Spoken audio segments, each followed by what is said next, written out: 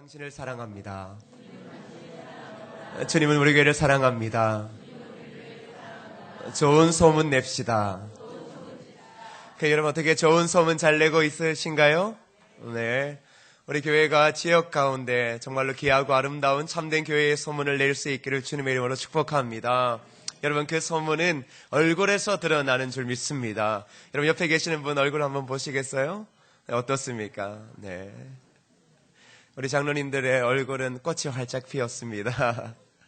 여러분 좋으시죠? 우리 교회가 늘 언제나 주님이 주시는 참된 행복과 웃음을 가득 가질 수 있는 그런 교회 되었으면 좋겠습니다.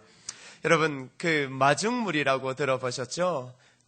불과 이제 30년 전만 해도 이제 저도 그때 어린 시절에 제가 살던 집이 대문 하나를 들어가면 공동 우물, 공동 화장실, 그리고 나서 한 10가정이 방 하나, 부엌 하나를 가지고 그렇게 살았던 그게 불과 30년 전의 일입니다. 그때 보면 그 이렇게 펌프가 있었잖아요. 그 예전에는 뭐 전기 이게 들어오기 전에는 그 예전에는 우리 장로님 시대 같으면 아예 우물을 땅에 팠었고요. 그게 이제 조금 더 변하다 보니까 이제 쇠파이프 간을 이제 땅 밑 지하수가 있는 곳으로 박아서 거기다 이렇게 펌프를 이렇게 했습니다. 여러분 기억나시죠? 제가 기억나면 여기서 기억 안 나실 분들은 아무도 없어요. 그때 이제 이게 뭐 밤새도록 놔두면 물이 흘러 넘치지 않잖아요. 근데 이게 물을 한번 제대로 끌어올리면 한 번만 이렇게 젖어도 물이 콸콸 흘러 넘치는 걸 기억하실 겁니다. 이런 새벽에 이제 또 어머니들이 밥을 하기 위해 또 설거지를 하고 또 하루를 준비하기 위해 우물에 모이면 꼭 하는 게 뭐냐 그러면 먼저 온 사람들이 한 바가지에 물을 들고 와요. 그리고는 그 펌프에다 이렇게 붓고서는 어떻게 이렇게 젓기 시작하죠. 이게 바로 마중물이에요. 첫 시작하는 물, 저 밑에 있는 암석 가운데 꽂혀져 있는 관 가운데서 이 밑 육상으로 물을 끌어올리기 위해 첫 마중물이 필요한 겁니다. 그 마중물만 있으면 저 밑에 있는 거대한 지하수를 끌어올릴 수 있는 것이에요. 그게 바로 마중물입니다. 저는 이번 한 주간 우리 사랑하는 성도님들과 함께 특세를 하면서 이 마중물의 소중함 이것을 느끼면서 오늘 설교 제목을 마중물의 신앙이라고 잡았습니다.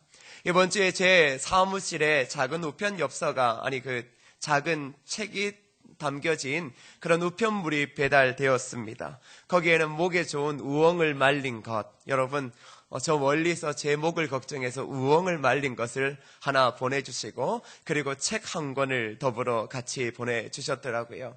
그래서 제가 우엉을 한 잔 마시면서 이 책이 어떤 책인가라고 했더니 저에게 보내주신 집사님이 그렇게 힘을 얻었던 어떤 목사님의 책이더라고요. 그래서 제가 책의 첫 장을 이렇게 딱 펼치는데 그 첫 장에 5만 원짜리가 있어서 제가 얼마나 좋아했는지 모릅니다. 여러분 사람은 목사도 돈이 궁할 때가 있잖아요. 5만 원 주님 감사합니다. 이 5만 원 뭐 할까라고 딱 하는데 그 옆에 이것을 저를 위해 쓸 수 없을 이 작은 쪽지에 이렇게 쓰여 있더라고요. 목사님 사랑 나누기에 마중물이 되었으면 좋겠습니다. 이게 제가 그걸 딱 읽는 순간 실망감이 딱 들어왔어요. 이 5만 원이 제 거예요, 제 거 아니에요. 아니라 헌금을 하겠다라고 보내준 것이죠. 그런데 이제 제일 마지막에 그 집사님의 글이 이렇습니다. 목사님 너무 적죠? 라고 이렇게 이야기를 하더라고요. 근데 그것을 기억하면서 보내준 그 마음이 얼마나 감사하겠어요. 그래서 제가 책장을 이렇게 하나씩 넘기기 시작했는데 신기한 일은 5만 원권이 또 보이는 거예요. 자꾸 보이다가 결국은 이 책 뒤까지 가니까 이 집사님이 지혜롭게도 하나씩 꼽아 넣어서 총 10장 50만 원을 꼽아 놓았던 것입니다. 여러분 제가 미련한 목사였으면 그 5만 원만 빼고 책을 갖다 버렸을 건데 제가 그래도 여러분이 잘 뽑으셨어요. 지혜로운 목사라서 그걸 그 자리에서 이렇게 하나씩 이렇게 보는데 5만 원이 더 있으니까 그 뒤에 분명히 돈이 있을 거라는 그 놀라운 하나님의 감동하심으로 그 50만 원을 이렇게 봤죠. 그때 이 말이 딱 들려지는 거예요. 목사님 너무 적죠. 근데 여러분 제가 거기서 이 마중물이 왜 중요한가라는 걸 느끼게 되었습니다. 적은 건 사실입니다. 근데 분명히 적은 건 사실이에요. 근데 제가 5만 원을 보고 분명히 적다라고 했는데 무려 10배의 놀라운 일들이 그 책 가운데서 일어났죠. 근데 여러분, 하나님 안에서는 이것보다 더 놀라운 일이 일어나는 줄 믿습니다. 하나님 앞에 제대로 된 마중물 5만 원짜리가 들어가도 하나님께서 그걸 마중물로 사용하시면 그 5만 원이 5천만 원이 아니라 500억의 역사도 만들어내실 줄 믿습니다. 여러분, 저는 그래서 하나님 앞에 감사했어요. 하나님께서 우리 교회 가운데 귀한 은혜를 부어 주시겠구나. 그러면서 제가 이번 주에 설교를 이 마중물과 관련돼서 꼭 해야 되겠다라는 마음을 가지고 있습니다. 사랑하는 여러분, 예수님께서 오병이어의 기적을 일으키셨을 때 보셨죠? 어린아이가 자신의 한 끼 식사밖에 안 되어는 그 뭐예요? 보리떡 5개와 물고기 2마리로 여러분 무려 몇 명이 먹은 줄 알아요? 세일일 수 있는 사람만 5,000명이에요. 거기에 여자들과 아이들을 세리지 않으면 거의 8천만 명에 육박하는 사람들이 그 어린아이의 마중물, 그 마중물을 통해 12강주리가 흘러 넘치도록 먹고도 남았다라는 사실입니다. 그러기에 여러분, 이 마중물은 얼마나 중요한지 모릅니다. 저는 여러분들이 이러한 마중물이 되기를 주님의 이름으로 축복합니다. 그래서 하나님께 기도했어요. 하나님, 우리 성은교회에 이러한 마중물의 신앙을 가진 자들이 일어나게 하여 주시옵소서. 은혜의 폭포수를 내리는 그 마중물의 신앙, 우리가 여기서 어디에 은혜의 관을 꽂겠습니까? 여러분, 물을 뽑기 위해서는 땅으로 꼽잖아요. 우리가 하나님의 축복을 받아 누리기 위해서는 우리의 마중물을 어디에 꼽아야 돼요? 하늘로 닿아져 있는 하늘에 닿아져 있는 그 강 가운데 우리가 은혜의 마중물, 우리가 기도의 마중물, 헌신의 마중물을 우리가 뿌리기 시작하면 하나님께서 놀라운 은혜를 우리에게 주실 줄 믿습니다. 저는 그래서 기도했습니다. 주님, 우리 교회가 그런 교회 되어지게 하여 주옵소서. 우리 교회 성도들 중에 그런 마중물의 신앙을 가진 자들이 있게 하여 주시옵소서. 우리 성은교회는 60년의 역사 가운데 이제 전환점에 와 있습니다. 여러분, 새롭게 전환하려고 하면 적어도 1년에서 3년의 시간이 걸립니다. 새로운 길을 가게 되어질 것이고 또 새로운 것을 보게 되어질 것입니다. 하나님께서 행하시는 위대하고 놀라운 일을 보게 되어질 것입니다. 그럴 때 오늘 우리가 읽었던 이 말씀은 오늘 우리에게 중요한 것들을 시사해 줄 뿐만 아니라 우리에게 생각의 전환을 요구해 주고 있습니다. 저는 오늘 이 말씀을 통해 우리 모두가, 우리 교회가 하나님이 시대 가운데 쓰시는 마중물 되어지기를 주님의 이름으로 축복합니다. 여러분, 지금 이스라엘의 상황은 그 여호수아를 잃어버린 상황입니다. 여러분, 지도자를 잃어버린다라는 것, 그게 얼마나 아픔인지 여러분들이 잘 알고 있을 겁니다. 담임 목사가 없다라는 사실만 해도 교회가 어려움이 있는 건 사실입니다. 하나님께서 이스라엘 백성들을 그 광야에서 보내시고 여러분 모세를 지도자로 세우시고 그 다음에 여호수아를 지도자로 세웠습니다. 이제 그들의 눈앞에 누가 없어요? 지도자가 없습니다. 지도자를 잃어버리니까 이 백성들이 원래 어떻게 해야 될까, 어디로 가야 될지 모르는 게 당연한 일입니다. 여러분, 여호수아가 지도자가 될 때 생각해 보세요. 광야를 거쳐 그 모세가 어쩌면 하나님처럼 그 백성들에게 받아들여졌는데 그 지도자를 잃게 되어지는 거예요. 모든 백성들이 두려워했잖아요. 그런데 여러분, 두려워할 필요가 없습니다. 왜요? 하나님께서 모세의 뒤를 이어 여호수아를 세워주셨기 때문입니다. 하나님께서는 늘 인생의 전환점, 교회 사역의 전환점이 있을 때 여러분 지도자를 세워주심을 믿으시기를 주님의 이름으로 축복합니다. 하나님께서는 꼭 그 교회를 이끌어갈 하나님의 지도자를 세워주신다라는 사실이에요. 그런데 오늘 본문은 조금 틀립니다. 여호수아 같은 인물이 등장하지 않아요. 그런데 이 여호수아와 같은 인물이 등장하고 있지 않지만 여러분, 중요한 것이 한 가지 나타나고 있는데 그건 바로 그 백성들이 하나님 앞에 올라가고 있다는 사실입니다. 지도자를 찾는 것이 아니라 그 백성들이 여호와께 먼저 여쭙니다. 뭐라고요? 누가 먼저 올라갈까요? 전쟁이 있는데 하나님, 누가 먼저 올라가면 좋겠습니까? 누가 먼저 올라가 가나안과 싸우면 좋겠습니까? 라고 묻고 있는 겁니다. 여러분, 이게 무엇을 의미하는 줄 아세요? 여호수아의 시대는 갔습니다. 이제는 더 이상 의지할 사람들이 없어요. 그래서 여러분, 이제는 그들이 의지할 만한 그러한 사람이 없는데 그들 스스로가 이제 또 하나의 신앙과 믿음의 주역이 되어 하나님 앞에 올라가고 있다라는 사실입니다. 오늘 이 시대는 한 사람, 한 인물을 찾고 있습니다. 하나님의 교회도 마찬가지입니다. 어쩌면 지도자가 없을 때, 새로운 교회의 전환점이 있을 때 하나님이 찾으시는 사람은 수많은 사람이 아닙니다. 그 중에 딱 한 사람을 찾으시는 줄 믿습니다. 여러분, 새로운 교회의 사명을 위해 달려갈 때 여러분, 어쩌면 하나님께서는 저를 이곳에 보내주셨습니다. 제가 어쩌면 새로운 지도자가 될 수 있습니다. 그런데 오늘 본문의 말씀에 근거해 보면 여러분, 늘 언제나 지도자만 바라봐서는 안 됩니다. 지도자만 바라봐서는 안 됩니다. 그러면 지도자를 잃어버릴 때는 어떻게 하시겠습니까? 그때는 모두가 무너질 수밖에 없겠죠? 오늘 이 본문의 말씀이 먼저 던져주는 시사점은 다른 것이 아닙니다. 바로 내가 새로운 하나님의 교회의 주역이 될 수 있다라는 생각의 전환을 우리에게 요구해 주고 있는 것입니다. 가끔 사람들은 지도자가 없을 때, 교회를 이끌어갈 사람이 없을 때 네가 해라, 장로님이 하십시오, 권사님이 하십시오라고 이야기를 합니다. 그러나 여러분, 그런 것 아닙니다. 우리 모두가 하나님의 교회의 주역이 되어야 될 줄 믿습니다.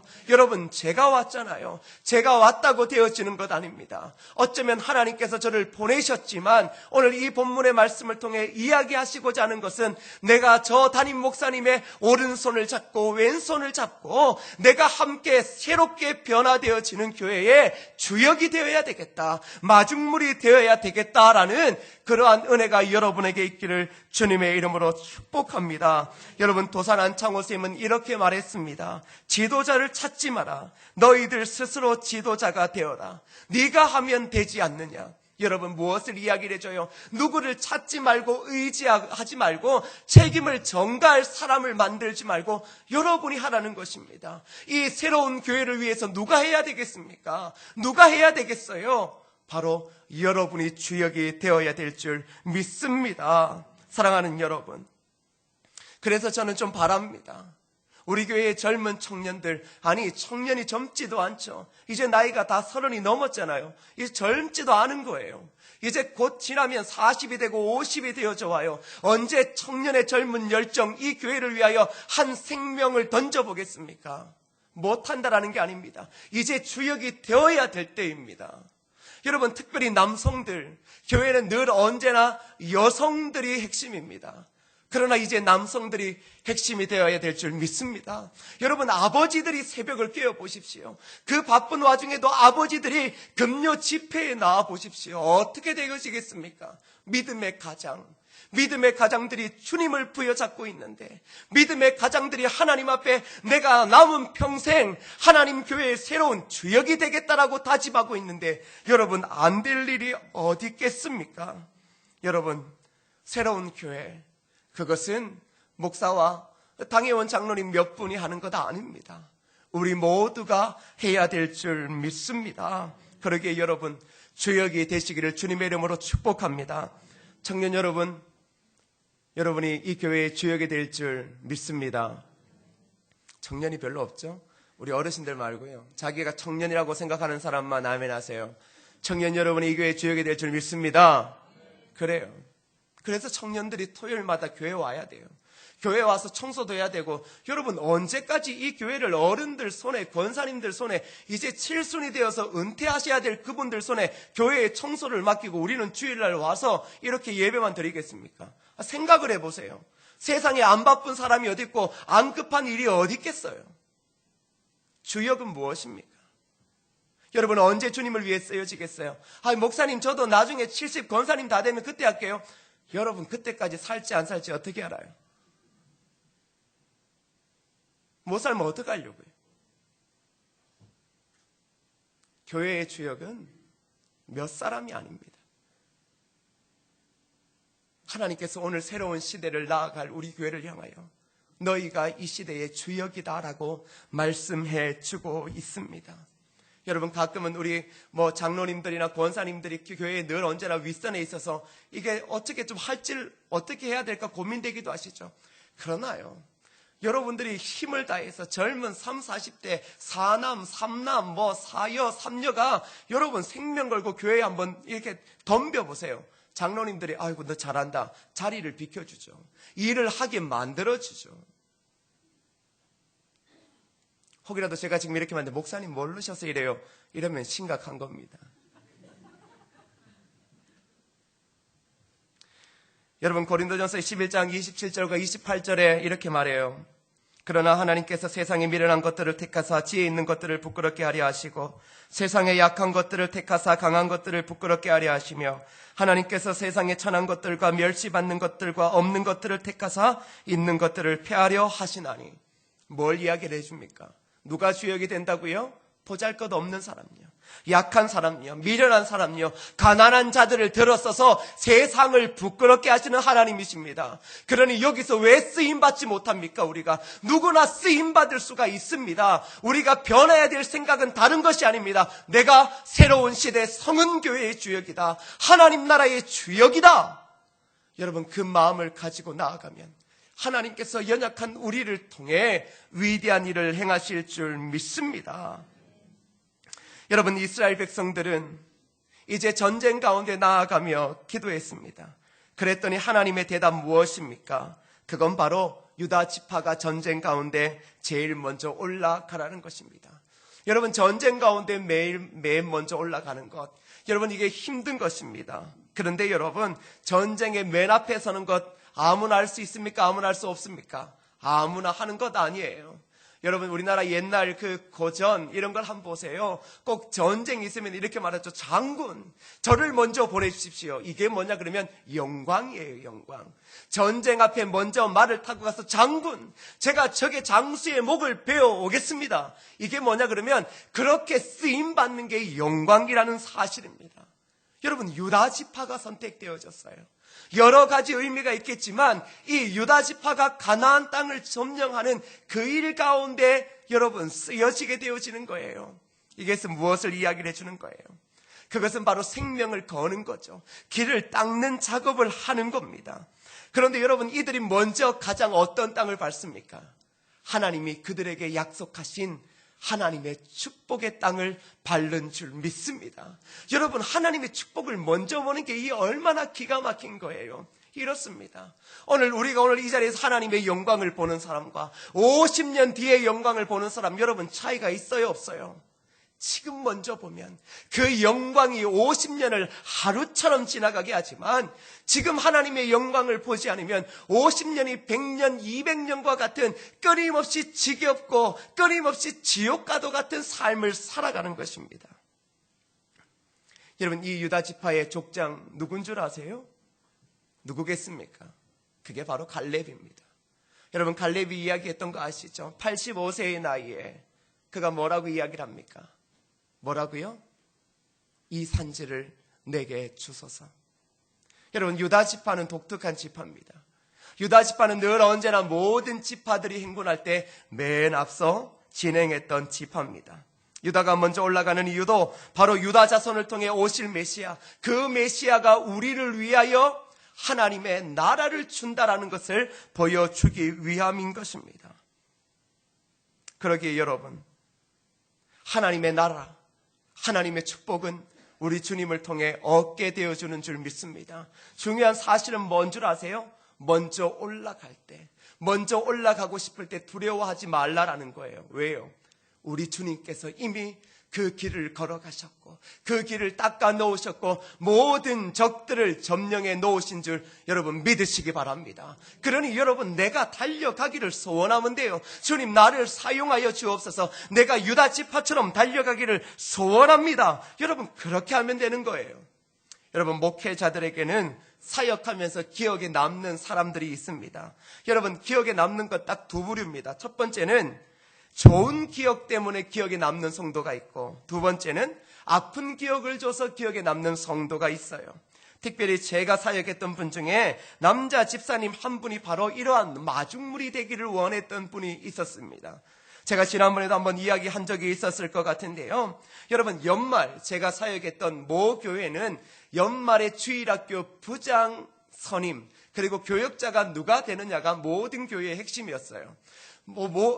그 모 교회에 있어서는요, 주일학교 부장이 실세예요, 실세. 주일학교 부장은 아무나 시켜주지 않는 거였어요.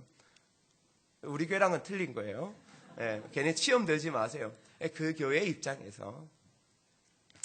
그래서 이제 부장이 딱 영아부에서부터 고등부까지 이름이 쫙 불려질 때 그 부장 이름과 더불어 교역자 이름을 같이 발표하거든요. 그러면 대부분의 사람들이 저 부서가 부흥할 거다 안 할 거다라는 걸 다 알게 되어지는 거죠. 여러분, 대부분의 부장님들이 제 이름을 들으면 좋아했을까요? 싫어했을까요? 고맙습니다. 축복받기를 원합니다. 당연히 좋아했겠죠. 제가 그때 젊었고 또 사역에 열정이 있었겠죠. 그래서 이제 저와 함께하는 부장 집사님이 이렇게 딱 마주하게 되어졌는데, 이제 키가 작고 학벌이 의심되어지는 집사님이에요. 그러니까 이제 머리를 기를 수가 없어요. 늘 언제나 머리 이쪽은 이렇게 짧은 머리인데 이렇게 되어져 있어요. 양복을 입으면 세상에 그렇게 양복이 안 어울리는 사람을 제가 처음 봤어요. 근데 여러분, 부장 딱 되어지고 나서 이 삼성 갤럭시에 가서 양복을 하나 딱 맞춰 입고 다음 주일날 왔는데, 이건 아니다 싶을 정도였거든요. 아이들이 놀랄 정도였습니다. 근데 이제 제가 이제 같이 선임을 되고 나서 그날 저녁에 만났죠. 제가 이제 떠봤어요. 집사님, 내년에 하나님께서 우리 부서 부흥 줄 믿죠? 이랬더니 바로 확 달라드는 게, 그걸 무는 거예요. 미끼를 딱 던졌을 때 확 무는 거 있죠. 전도사님 원하는 대로 하라고. 내가 2년 동안은 죽었다 싶어 하면서 제가 모든 것들을 다 드리겠다라고. 제가 그때 딱 느꼈어요. 분명히 2년 안에 놀라운 일이 벌어지겠구나. 여러분, 생각했어요. 그랬더니 결국 여러분, 그 해에 제가 370명이 왔다라고 이야기했죠. 70명의 부서가 그해 연말에 370명의 아이들이 와서 예배드리는 자리가 되어진 거예요. 그때부터 원래 제 교회 주일학교가 800명에서 1000명 수준이었어요. 근데 그 집사님이 그 교회 주일학교에 마중물이 되어 헌신하기를 시작하니까 불과 2년 사이에 주일학교가 몇 명이 된 줄 아세요? 2000명이 된 거예요. 근데 그 집사님의 삶이 궁금하지 않습니까? 2년 안에 그 집사님의 집에는 쌀떡에 쌀이 비었어요. 아이들을 학원에 보내지 못했어요. 여러분, 이걸 어떻게 생각하세요? 마중물이 되어지면 더 큰 복을 순간 받을 것 같지만 하나님의 그 놀라운 축복은 어디에서 일어나는 거예요? 영혼이 사는 것에서 일어나는 줄 믿으시기를 바랍니다. 마중물은 한번 붓고 나지면 남아있는 게 아무것도 없어요. 2년 동안 집사님은 자신의 모든 것들, 적금까지 다 깨어서 교회에 헌신했습니다. 지금 어떻게 되었을까요? 지금은 그때를 기억하며 간증하면서 그때보다 훨씬 더 하나님의 더 큰 은혜를 누리며 잘 살고 있습니다. 사랑하는 여러분, 이게 바로 마중물의 중요성입니다. 똑같은 하나님의 사람입니다. 똑같이 부르심을 받고 하나님의 일 가운데 누가 사용되어질까 묻습니다. 추수감사절과 함께하는 사랑 나누기도 똑같습니다. 이 자리에 누구나 앉아서 하나님의 이야기를 듣고 저 이야기를 듣습니다. 그러나 누구는 아무렇지도 않게 예배만 드리면 집에 갑니다. 그리고는 다음 주에 아무렇지도 않게 옵니다. 그러나 어떤 사람은 내가 가진 것 없고 연약하지만 내가 하나님을 위해서 지금껏 제대로 한 것이 없는데 한번 제대로 마중물이 되어져 보겠습니다. 하나님께서 새로 보내신 목사님의 손을 잡고 내가 저 오른손을 드는 사람 한번 되어 보겠습니다. 주님, 나를 마중물로 사용하여 주옵소서. 주님, 어떠한 일이라도 내가 먼저 올라가기를 원합니다. 길을 닦더라도 전쟁을 하더라도 아픔을 겪게 된다 할지라도 주님, 저를 먼저 보내주시옵소서. 여러분, 이러한 자가 되기를 주님의 이름으로 축복합니다. 그래서 우리 교회는 부흥의 전환점에 있습니다. 그러기에 기도의 마중물 필요할 때입니다. 헌신의 마중물 필요할 때입니다. 그러기에 우리가 상륙작전을 하는 해병대처럼 연합하여 함께 달려가야 할 때입니다. 여러분, 이 길은 우리가 가는 것 아닙니다. 주님이 이미 가놓으신 길인 줄 믿으시기 바랍니다. 새롭게 하는 것 아니에요. 다만 우리 눈에 안 보일 뿐이에요. 그러나 주님이 다 닦아 놓으신 줄 믿습니다. 여러분, 오늘 말씀 3절 한번 같이 읽어보실까요? 3절입니다. 시작. 유다가 그의 형제 시므온에게 이르되 내가 제비 뽑아 얻은 땅에 나와 함께 올라가서 가나안 족속과 싸우자. 그리하면 나도 내가 제비 뽑아 얻은 땅에 함께 가리라 하니 이에 시므온이 그와 함께 가니라. 자, 여러분, 유다가 먼저 올라갑니다. 유다가 마중물이 되어지는 거예요. 유다가 새로운 시대의 주역이 되어지는 겁니다. 근데 여러분, 올라갈 때 지금 어떻게 올라가요? 혼자 올라가지 않죠. 시므온 지파에게 손을 내밉니다. 뭐라고요? 같이 가 싸우자. 여러분, 같이 가 싸우자라고 말해요. 한 번도 밟아보지 못한 땅을 점령하게 되어지는데 어떻게 해요? 같이 가 싸우자. 여러분, 이게 중요합니다. 오늘 여러분, 저는 어쩌면 이렇게 설교하는 것도, 여러분 앞에 하나의 마중물이 되자라고 하는 것도 제가 여러분에게 손을 내미는 것입니다. 유다 지파가 오늘 전쟁하러 가면서 그의 동료 지파에게 손을 내밀고 있는 거예요. 같이 가자. 같이 가자. 이게 바로 동력의 아름다움을 이야기해 주고 있습니다. 시편에는 형제가 연합하여 동거함이 어찌 그리 선하고 아름다운고라고 말합니다. 형제 간의 연합, 형제 간의 동력, 교회 성도 간의 동력의 손을 내밀고 함께 나아가는 것, 이것이 바로 교회의 힘이며 능력인 줄 믿습니다. 하나님께서는 오늘 우리가 바로 함께 동력하기를 원하고 있습니다. 그래서 손을 잡고 모일 때 여러분 저력이 나오는 법입니다. 여러분, 왜 해병대가 다른 부대보다 강합니까? 여러분, 해병대가 특전사보다 강한 이유가 뭐예요? 군대 갔다 오신 분들 아시죠? 왜 해병대가 강합니까? 왜 강해요? 특전사는 개인적인 전투력을 보면 여러분 특전사가 훨씬 더 강합니다. 그러나 해병대를 만나면 여러분 이거 뭐 어쩔 줄은 몰라요. 왜냐 그러면 해병대는요, 싸움의 전투력이 어디에서 나오는 거예요? 연합할 때 나오는 겁니다. 연합하니까 어떠한 것도 물리치더라는 것이죠. 교회도 똑같습니다. 연합할 때 힘을 발휘하는 줄 믿습니다. 오늘 우리 교회의 힘이 어디에서 여러분 생겨지겠습니까? 그건 바로 하나님이 주신 사명으로 함께 모일 때 그 힘이 있게 되어지는 겁니다. 근데 여러분, 사탄 마귀가 가장 잘하는 게 뭔 줄 알아요? 바로 이 모이는 것을 패하는 걸 잘해요. 사탄 마귀가 뭘 잘하냐 그러면 손을 잡는 것을 띄어놓는 걸 잘하는 거예요. 그래서 히브리서 10장에 보면 말세의 마귀가 하나님의 교회를 약화시키기 위해 성도들이 함께 모이는 것을 방해한다. 성도들이 함께 모이는 것을 방해한다라고 말해요. 여러분, 불과 10여 년 전에 한국 교회의 예배가 어떻게 될까 고민하다가 아마 이제 집에서도 예배 드리는 시대가 올 거다라고 예측했어요. 어떻게 되었습니까? 집에서 예배 드리는 시대가 되어졌어요. 인터넷에 앉아서 거기서 집에서 예배 드려요. 그리고 이렇게 말하죠. 뭐 어디나 내가 예배 드리면 거기가 교회지. 여러분, 그게 누가 주는 생각이겠어요? 혼자서 인터넷 보고 있는 게 누가 예배라고 이야기를 해요? 어디 성경에 그런 것들을 이야기할 수가 있어요? 바쁘면 그렇게 예배 드려도 그게 하나님께서 받으시는 예배라고 세상에 누가 우리 주님이 그것 때문에 십자가에 못 박혀 죽으신 것 아닙니다. 사탄이 말세하는 건 교회가 모이지 못하게 하는 거죠. 근데 여러분 얼마나 편한지 몰라요. 편하기로 작정하면요, 여러분 그냥 오늘 이런 겁니다. 여기서 그냥 방송실에 집사님하고 그 다음에 성가대 이렇게 몇 분만 있고 장로님만 있어서 여러분 여기서 카메라를 딱 해서 방송하면 여러분들이 집에서 11시 반 예배 시간이네, TV 큰 화면에 띄워놓고 이제 앉아서 성경책 펴놓고 앉아서 예배하면 돼요. 여러분 그걸 어떻게 생각하십니까? 그러면 모일 일이 없죠. 모여지지 않으니까 남을 생각할 일이 없어요. 그저 내 가정 나만 바라보면 돼요. 그런데 이게 말세의 사탄이 우리를 흐트러 놓는 아주 중요한 것이라는 것이죠.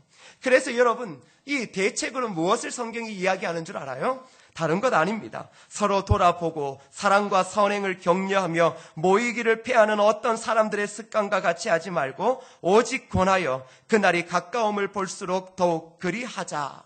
뭐라는 겁니까? 서로 권하고 격려하고 모이기를 패하는 사람들의 습관을 가지지 말라라는 겁니다. 여러분, 지금 우리 시대의 교회들은 모이는 것을 그리 좋아하지 않습니다. 기도의 자리, 예배의 자리, 여러분 교제의 자리에도 함께 모이지 않습니다. 오히려 그것이 부담스럽고 귀찮은 것이 되어진 시대입니다. 그러나 하나님의 교회는 연합해야 될 줄 믿습니다. 하나님의 교회는 서로 돌보며 얼굴을 대하며 격려하며 사랑과 용서와 인내로 함께 나아가야 될 줄 믿습니다. 그래서 여러분, 예배만 드려서 가시면 안 됩니다. 여러분, 예배만 드리면서 가시면 안 돼요. 그거 아니에요. 혹 제가 지금 이렇게 말하는 것이 상처가 되어도 어쩔 수 없어요. 그거는 하나님이 원하시는 삶 아닙니다. 왜 예배만 드리고 그냥 모든 교인들의 손을 뿌리치며 가십니까? 무엇 때문에요? 교회에 깊게 들어오면 상처 있을 수 있습니다. 교회에 깊게 들어오면 아픔이 있을 수 있어요. 그러나 그 아픔과 그 상처가 서로 인내와 용서를 통해 뭘 바라보는 거예요? 하나님의 교회를 바라보는 겁니다.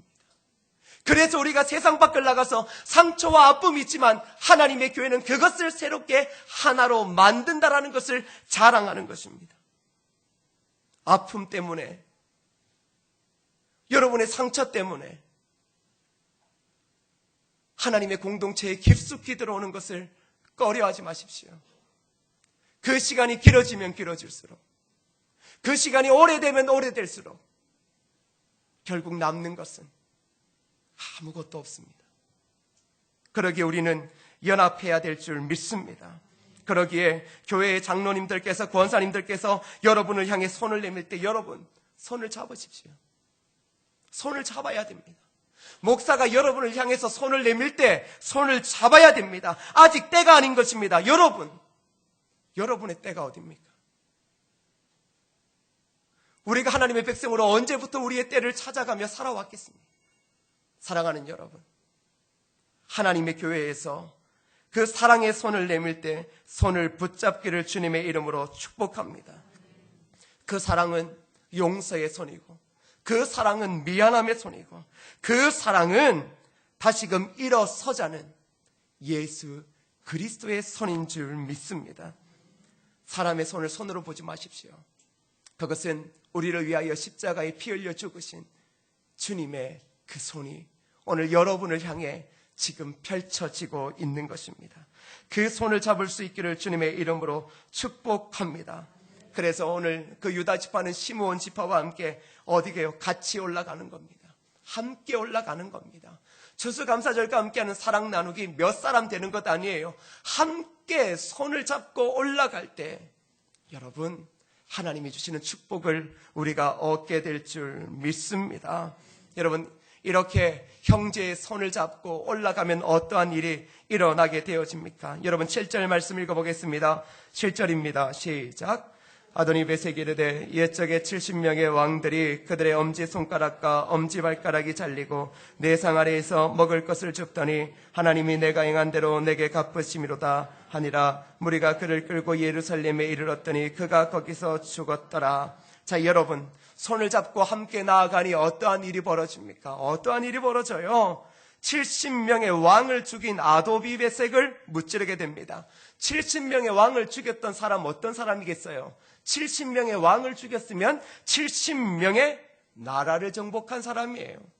여러분, 두 지파가 올라가서 지금 70명의 나라를 정복한 세계 그 당시 고대 근동의 최고의 누구를요? 왕을 이기는 역사가 일어나는 것입니다. 어떻게 해요? 바로 그네들이 새로운 하나님 나라의 주역이 될 걸 믿고, 그리고 그 일을 위하여 그들이 함께 손을 잡고 올라갈 때 이러한 일이 일어나더라는 것입니다. 사랑하는 여러분, 저는 바로 오늘 이 본문을 통해 우리가 새로운 성은교회의 주역이 되어지기를 축복합니다. 새로운 하나님 나라의 주역이 되어지기를 축복합니다. 더불어 제가 여러분을 향해 손을 내밀 때, 또 장로님들과 권사님들이 여러분을 향해 손을 내밀 때, 젊은이들이 함께 손을 내밀 때, 여러분, 우리는 손에 손을 맞잡고 함께 그 아도니베섹이 있는 그 땅을 향해 나아가기만 가면 하나님께서 이 땅에 아무리 강한 왕이라 할지라도 우리 앞에 굴복시키는 은혜가 있을 줄 믿습니다. 여러분, 마지막으로 한 가지의 토마스 선교사의 이야기를 하고 마치고자 합니다. 여러분, 토마스 선교사는 우리가 잘 알듯 그저 성경 한 권을 던지고 이 땅의 대동강에 여러분 이슬로 죽어갔던 사람입니다. 그가 중국의 선교사로 있다가 한국에 대한 마음을 품게 되어졌어요. 그리고는 제너럴 서머너를 타고 오게 되어졌죠. 그런데 우리나라가 그러한 외국의 그러한 그 문호를 개방하지 않았잖아요. 세국 정책을 썼잖아요. 그래서 우리나라 병사들이 불화살을 쏘고 그 함선을 공격하기 시작했어요.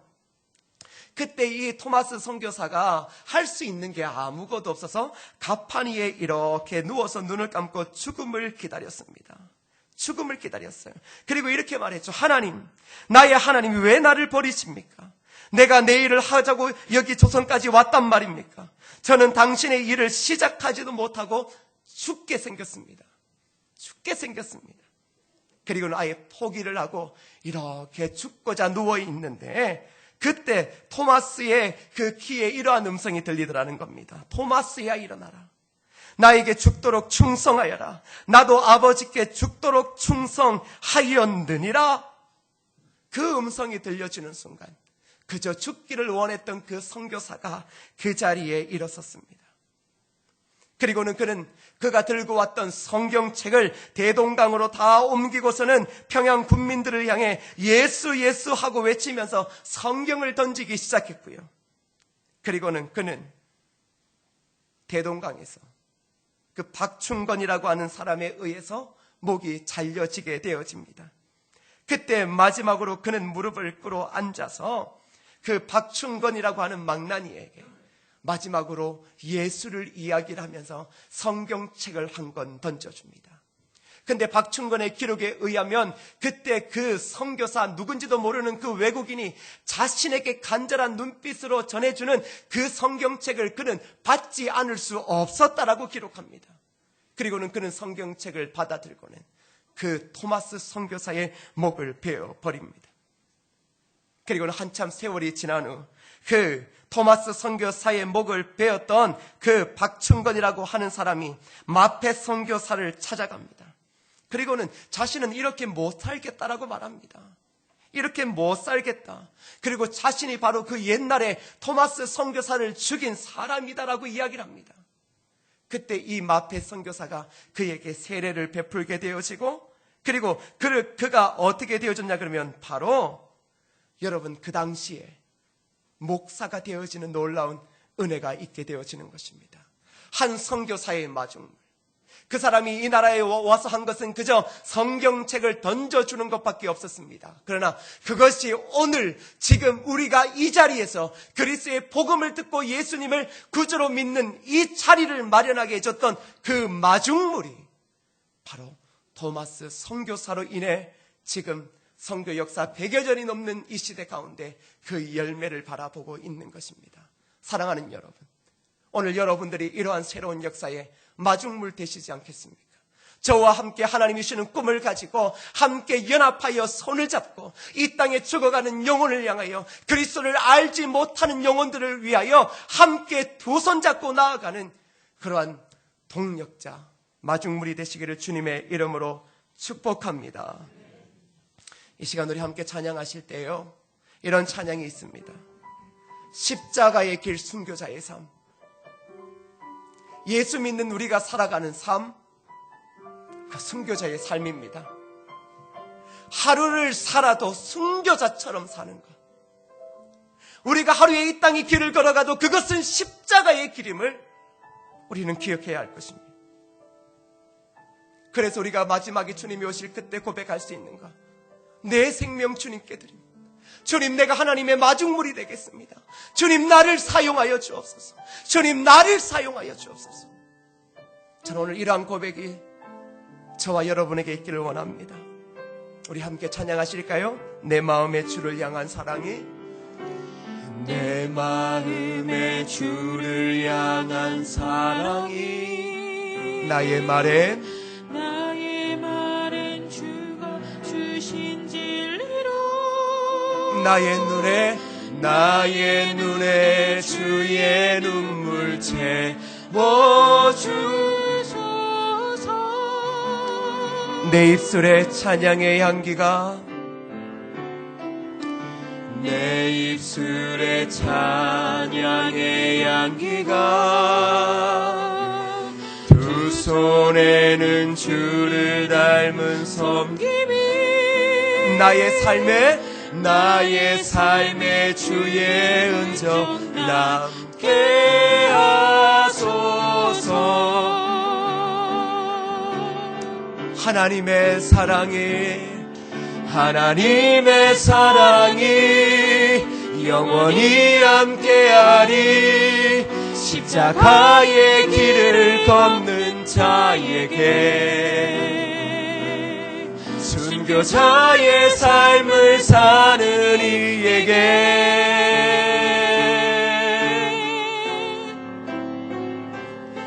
조롱하는 소리와 세상 유혹 속에도 주의 순결한 신부가 되리라. 내 생명 주님께 드리리. 우리 다시 한번 처음부터 함께 고백하시겠습니다. 내 마음의 주를 향한 사랑이 나의 말엔 주가 주신 진리로 나의 눈에 주의 눈물 채워주소서. 내 입술에 찬양의 향기가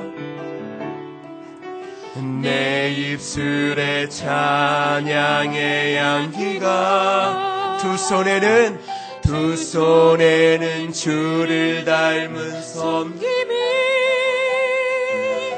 나의 삶의 주의 은정 남게 하소서.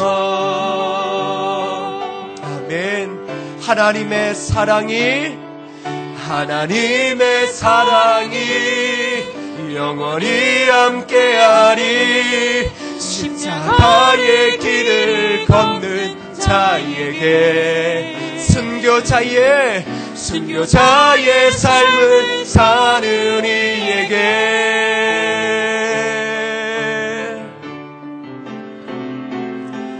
조롱하는 소리와 세상 유혹 속에도 주의 순결한 신부가 되리라. 내 생명 주님께 드리리. 여러분, 이 시간 기도할 때 하나님, 내가 십자가의 길 순교자의 삶을 살게 하여 주시옵소서. 할아버지 하나님, 내가 새로운 교회, 새로운 역사의 마중물 되어질 수 있도록 도와주시옵소서. 하루를 살아도 순교자의 삶을 살게 하여 주시고, 우리의 두 눈에 주를 향한 눈물이 채워지게 하여 주시고, 우리의 인생 가운데 십자가의 흔적이 남게 되어지는 은혜의 역사가 있게 하여 달라고 이 시간 다 같이 함께 동성으로 기도하겠습니다. 기도하시겠습니다. 아버지 하나님, 감사합니다. 아버지 하나님, 우리를 사랑하여 주시고, 아버지 하나님, 우리를 축복하여 주시옵소서. 단 하루를 살더라도 십자가의 길, 순교자의 삶을 살 수 있게 하여 주시옵소서. 아버지 하나님, 우리가 새로운 부흥의 아버지 하나님 마중물이 되어지기를 원합니다. 아버지, 마중물이 되어지기를 원합니다. 주여, 은혜를 주옵소서. 아버지 하나님의 은혜를 주옵소서. 아버지 하나님의 은혜를 주옵소서. 아버지 하나님의 은혜를 구합니다. 아버지 하나님의 은혜를 구합니다. 주님, 나를 사용하여 주옵소서. 주여, 내가 여기 있습니다. 우리를 사용하여 주시옵소서. 아버지 하나님, 새로운 역사의 주역이 되어지기를 원합니다. 새로운 역사의 주역이 되어지기를 주님 원합니다. 그러한 자들이 일어나게 하옵소서. 아버지, 그러한 손을 맞잡게 하여 주옵소서. 사랑의 아버지 하나님, 우리가 마중물이 되어지게 하옵소서. 하루를 살아도 순교자의 삶을 살 수 있게 하여 주시옵소서. 어쩌면 우리가 이렇게 이 자리에서 죽을지 모르지만, 그러나 토마스 선교사가 죽은 이후 100년이 지난 이 땅에 그리스도의 복음이 선포되어진 것처럼 오늘 우리가 하나의 마중물이 되어 그리스도를 위하여 나아가면 앞으로 10년, 20년, 100년 뒤에는 우리 교회를 통하여서 나라와 민족이 변화되어지는 은혜의 역사가 있을 줄 믿사오니 주여 우리가 하나님의 마중물 되어지게 하여 주시고 마중물이 함께 서로와 서로의 손을 잡고 하나님이 주시는 그 땅을 향하여 달려갈 수 있도록 주님 도와주시옵소서. 우리의 눈에 주의 눈물 채워주시고 우리의 삶에 주의 십자가의 흔적이 남겨지는 그런 진정한 그리스도인의 삶 살아낼 수 있도록 주님 도와주시옵소서. 예수님의 이름으로 기도드립니다. 아멘.